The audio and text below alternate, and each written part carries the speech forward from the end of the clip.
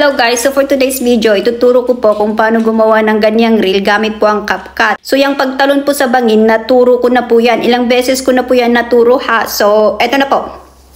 So open nyo lang po yung CapCut, tapos tap new project, tapos tap nyo na po yung video nyo, tapos tap yung add sa baba. So, eto guys, eto yung clip natin. Naturo ko na po to ha. Na-tutorial ko na po to. So, una natin gawin, i-duplicate po natin tong clip na to. So, i-tap nyo po para ma-highlight lumabas yung tools.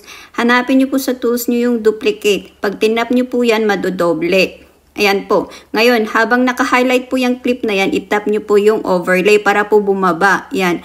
Ngayon, ilong press nyo na po yung clip, tapos hilain nyo para mapwesto po dun sa pinakaunahan para po magpantay. Ngayon, hanapin nyo na po yung oras kung saan nyo gustong maiwan or matira yung mga body parts nyo.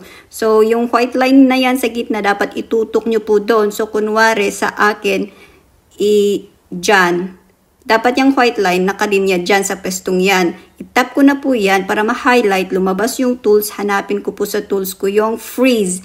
Itatap ko po yung freeze na tool na yan. Mafi-freeze po yan ng 3 seconds automatic. Ayan po. So yung clip na yan, frozen po yan. Ngayon, habang naka-highlight yung frozen na clip na yan, hanapin nyo po sa tools nyo yung remove BG. I-tap nyo yung remove BG, piliin nyo po yung auto removal. Ngayon, pag nag-green na yung circle na yun, itap nyo na yung checkmark dyan sa baba. So, dito guys, sa reel ko na to, auto-removal po yung ginawa ko. So, freeze ko lang po, tas auto-removal. Ngayon, ang ituturo ko dito ay yung body parts po, kung paano nyo iwan yung mga body parts nyo. So, ayan guys, so balik na tayo dito sa tutorial. So, next na gawin nyo, yung mga clips po na yan, sa unahan at sa dulo, i-delete po natin yan. So, itap nyo po para ma-highlight. Ngayon, itap nyo po yung back arrow dyan sa baba para bumalik sa tools nyo. Tapos hanapin nyo na po yung delete. So, itap nyo pong delete, mawawala po yan. Ganun din po gawin nyo dyan sa third clip na yan. So, itap nyo para ma-highlight, lumabas yung tools, pindutin nyo na po yung delete. So, next na gawin nyo, itap nyo na po yung nakababang layer para lumabas po yung sidebar. Hawakan nyo yung nasa unahang sidebar, tas hilain nyo po para mapunta po dun sa pinakaunahan. So, ganyan po. Ganyan po pag auto-removal. Ngayon, ita-timing na po natin yan. So, hanapin nyo po yung oras kung saan nagtugma po, nagpantay yung dalawang ikaw. At puputulin po natin dun. So, kunwari sa akin, dyan. Hawakan ko na po yung nasa dulong sidebar, tas hilain ko papunta dyan sa linya na yan. Tas itap ko na po ulit yung remove BG.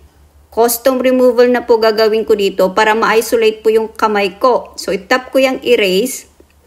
Tapos, i-brush ko lang po kung saan yung mga bandang gusto kong ma-erase. So, iiwan ko lang po yung kamay ko dito. Yung kamay lang po. Mas madali pong mag-erase pag naka-auto removal muna. Kasi naka-isolate na yung ikaw mismo. Pero depende pa rin po kung gaano kayo kasipag. So, ganyan po. Tap nyo na po yung checkmark dyan sa baba. So, ganito po yung kinalabasan yan. Naiwan na lang po yung kamay nyo. Tapos, naputol dun sa banda kung saan nagtugma. Ayan. So, kung gusto nyo ng mas madaming body parts, parehas din po na proseso. Mas mahaba lang po. So, kunwari sa akin dito, dalawang kamay yung brush ko. Dalawa po yung naka-overlay na clip. So, kung 5 body parts po yung iniwan nyo dyan, dapat 5 clips po ang naka-overlay. So, yun lang guys. Tap nyo na po yung export. Thank you for watching. Bye-bye.